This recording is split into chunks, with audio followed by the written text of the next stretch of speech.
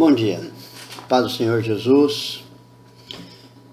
Estou aqui bastante convicto do assunto que vamos mencionar, que vamos trabalhar. Ultimamente eu ando preocupado com esse assunto, visto que muitas pessoas têm dúvida em relação a isso. E dias atrás alguém me fez esta pergunta e eu gostaria de estar explicando isso, porque ao mesmo tempo que muitos se têm dúvida, é necessário um esclarecimento.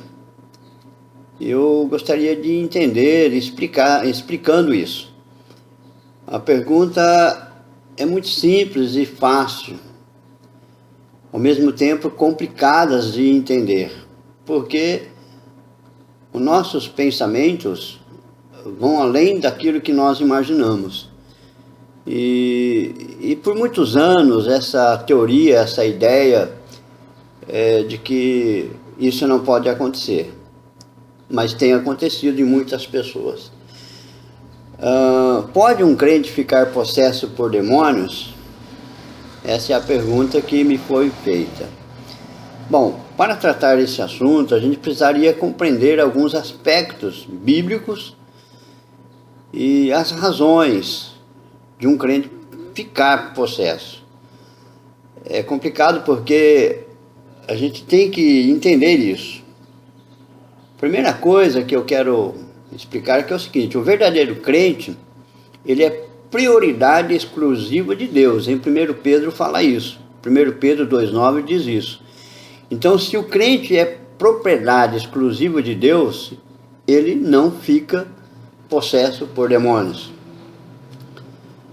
Então a gente entende pela Bíblia que não tem condição. Uma pessoa que uma vez aceitou Jesus, uma vez que foi lavado pelo sangue, uma vez que foi santificado, que foi batizado com o Espírito Santo, que caminhou com Jesus, que anda com Jesus, que é propriedade exclusiva de Deus, ele não pode ficar possesso de demônio. Não tem como fazer isso.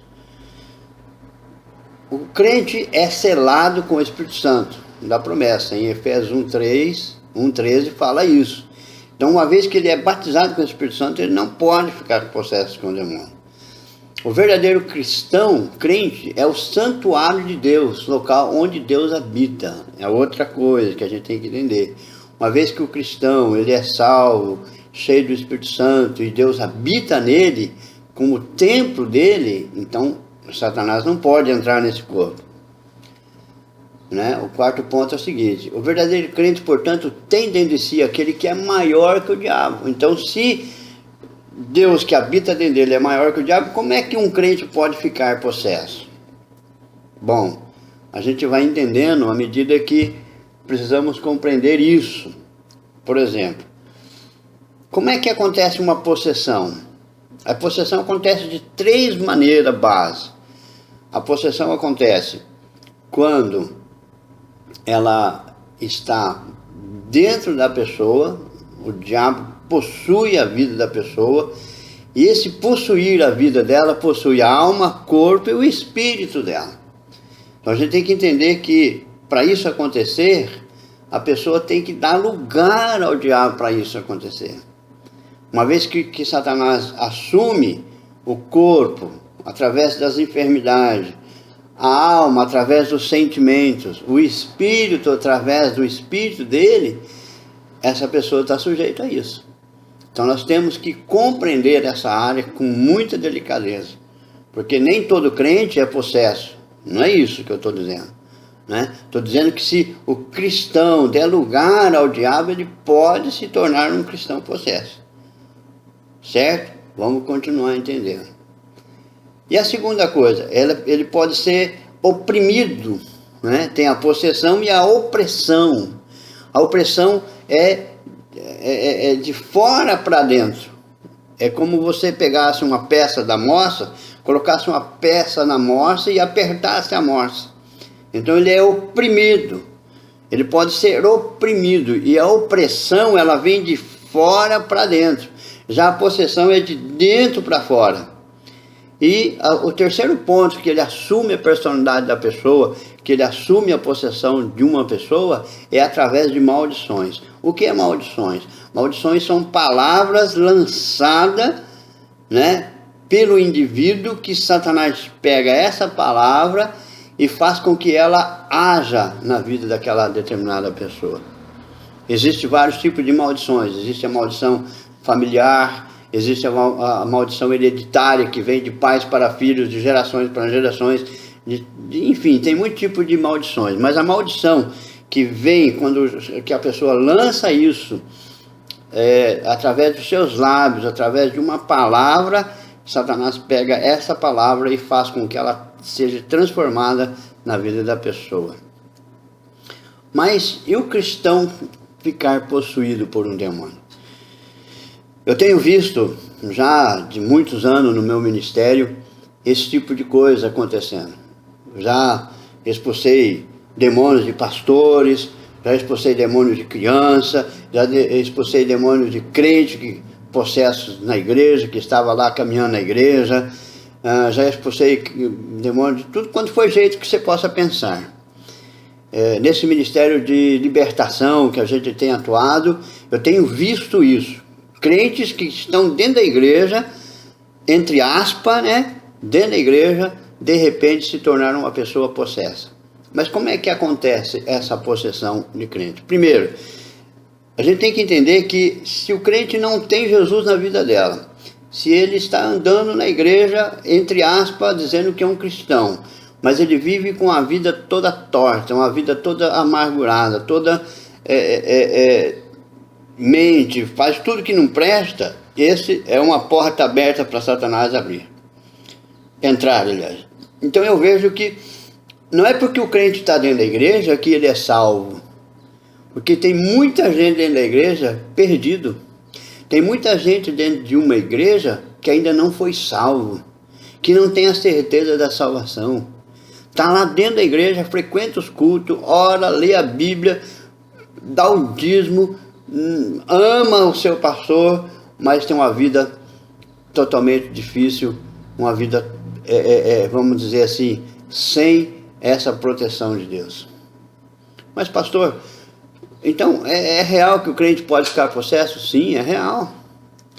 Mas crentes nominais, crentes que não têm compromisso com Deus, crentes que não buscaram a verdadeira essência da libertação dela. Então, qual é o resultado para uma pessoa que fica assim? Vamos ver aqui. A casa vazia. Jesus fala em Mateus sobre essa casa vazia. Mateus 12, 43. Ora, havendo o espírito imundo saído do homem, anda por lugares áridos buscando e não o encontra. Então diz: voltarei para minha casa da onde saí. E chegando, acha-a desocupada, varrida e adornada. Então vai e leva consigo outros 7 espíritos piores que ele, e entrando habitam ali. E o último estado desse homem vem a ser pior do que o primeiro. Assim há de acontecer também essa geração perversa. A casa vazia.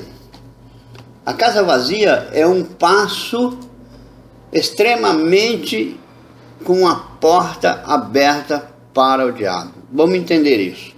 O cristão é salvo. Naquele dia ele levanta a sua mão, entrega a sua vida a Jesus, seu coração. Aí o Espírito Santo vem, entra na vida dele. Agora ele é de Jesus, o nome dele é escrito no livro da vida. E ele vai caminhar, vai aprender os princípios básicos da palavra, começa a ler a Bíblia e vai vivendo uma vida com Jesus. A casa dele está cheia. Cheia de quem? Do Espírito Santo. Então ele é uma pessoa agora cheia do Espírito Santo. Porém, repetindo, porém, o tempo passa, os anos passam, e ele abandona o seu primeiro amor. Ele abandona as coisas de Deus, mas continua dentro da igreja, continua vivendo uma vida na igreja, vai nos cultos de oração, lê a Bíblia, ouve a mensagem da palavra, mas a busca de Deus no seu coração vai deixando. Ele abre porta para a casa que já não está mais cheia, agora começa a ficar vazia. E essa casa vazia, aí começam a chegar novos inquilinos nessa casa. Aí vem as baratas, aí vem os percevejos, aí vem os bichos, aí vem os mendigos, começam a entrar dentro dessa casa vazia. E começam a ocupar. Por quê? Porque a casa estava limpa, adornada, varrida e vazia. Uma vez a casa vazia, é uma porta aberta para os demônios entrar. É uma porta aberta para os lixos de Satanás entrar. Aí começa o pecadinho de estimação volta, a vida dele que para de ler a palavra, as ações da palavra não fletem mais na vida dele. E aí ele tem a porta aberta para o diabo entrar. E aí ele continua dentro da igreja, mesmo orando, buscando, vivendo uma vida entre aspas. Lá fora vive uma vida no mundo, mas dentro da igreja uma vida de santidade entre aspas. Aí o que vai acontecer? Os demônios vão vir. Vai vir aquele que estava, e junto com ele mais 7. E aí quando isso acontece, a pessoa se torna um crente possesso de demônio. E quais são esses resultados? Primeiro, são as enfermidades que vêm na vida dela. Algumas enfermidades, claro, que são por questões ideológicas, por questões de saúde mesmo, mas tem enfermidades que você vai percebendo na vida da pessoa que ela é possessa, né? Tem sintomas de possessão. Aí você vai ver que a pessoa não dorme, que a pessoa tem dores fortes de cabeça, tem problemas de insônia, problemas de saúde grave, e a pessoa está lá encarqueirada e vai no médico, o médico não descobre essas enfermidades. Então aí nós temos que tomar cuidado, porque ela está aberta aos demônios na vida dela. E aí, irmão, não é médico, não é nada, é só oração de libertação que acontece. Só quando a pessoa tem de novo esse encontro com Jesus, para ela buscar novamente a sua libertação. Então a advertência da Bíblia é essa: tomar cuidado, buscar sempre a Deus, estar firme com Jesus, porque os demônios podem possuir a pessoa. Não que a pessoa esteja querendo isso, não, claro que não. Mas é porque a pessoa abriu espaço, a pessoa deu brecha, abriu um ponto, não confessou seu pecado, não viveu uma vida com Jesus. Então ela está sujeita de novo a cair nesse erro da possessão maligna. Principalmente aquelas pessoas que já foram oprimidas, que já foram possessas, que não andam mais com Jesus, que deixaram a casa vazia. Essas pessoas podem ter certeza que se elas não andarem com Jesus, elas serão presas fáceis para o diabo. Pastor, mas como encontrar libertação nesse caso? O que eu tenho que fazer para que a minha casa seja cheia, para que eu possa me encontrar? Eu estou sentindo certos tipos de problemas na minha vida. Um exemplo, eu tenho aí vários problemas, eu quero me libertar, eu não consigo. Eu vou na igreja, eu sinto dores no corpo, eu sinto problemas, sinto arrepio, eu estou lá, me dá tontura, eu estou ali no culto, eu sinto nervoso, fico nervoso. O que eu preciso fazer para me buscar a libertação? Primeira coisa, meu amado, minha amada, que você precisa fazer, não é a oração do pastor que vai resolver isso, embora ele tenha autoridade sobre a sua vida, sobre os espíritos malignos. Isso depende exclusivamente de você. Se a pessoa não quiser ser liberta, nem Deus poderá fazer, porque a pessoa não deseja, não quer. Assim como ele desejou a bênção, que a bênção venha sobre ele. Se ele não amou a bênção e amou mais a maldição, que a maldição venha sobre ele. É um texto de Salmo 109. Então, o que a pessoa precisa fazer? Ela precisa buscar diligentemente, buscar com todas as forças da sua alma, da sua vida, essa libertação. Depende exclusivamente da pessoa querer, dela buscar em oração, dela ter o seu momento a sós com Deus, dela clamar pela sua libertação. Aí sim, então, aí a oração do irmão, a oração do pastor, a vida de alguém, os irmãos, os amigos ajudarão na sua libertação. Mas se você continuar sozinho, querendo se libertar, sem essa força, sem essa unidade sua, sem essa vontade própria de querer essa libertação, você não vai conseguir. Então você precisa urgentemente buscar essa libertação. É a primeira coisa que eu falo para você. A segunda, você deve ter a certeza de que você vai morar no céu. Você ter a certeza de que você é salva. Você tem que ter a certeza que maior é Deus que habita em você do que aquele que habita no mundo. Então quando você busca isso, quando você tem essa certeza, nada fará com que os demônios entrem em sua vida. Então você tem que entender isso. A terceira coisa que eu vou te dizer: se você renunciar ao pecado e aceitar Cristo na sua vida, você terá toda a plenitude do Espírito Santo na tua vida. E o quarto passo, a Bíblia diz que nós devemos andar em espírito. Andar em espírito é uma questão lógica que você deve viver. Caminhar sempre andando com Jesus.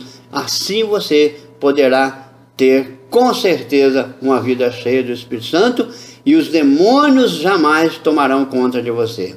Claro que nós temos várias advertências bíblicas sobre isso. E o primeiro, resistir o diabo e ele fugirá de vós. Então nós temos que resistir. E como é que nós resistimos? Tomando sobre vós todas as armaduras de Deus. O quê? O capacete da salvação, que fala da vida, da salvação da sua alma. A fé. A fé é algo fundamental na sua libertação. A espada do Espírito, que é a palavra de Deus. Estude a palavra de Deus. Viva com Jesus. Calce os sapatos do Evangelho. Fale da salvação da sua vida, para que você não tenha com que ficar com medo de Satanás na sua vida. Então deixo aqui a minha palavra, esse recado. Eu quero que você caminhe firme com Jesus e tenha essa esperança nele, porque o amanhã é melhor que hoje. Que Deus nos abençoe, que você tenha uma boa tarde na presença de Deus.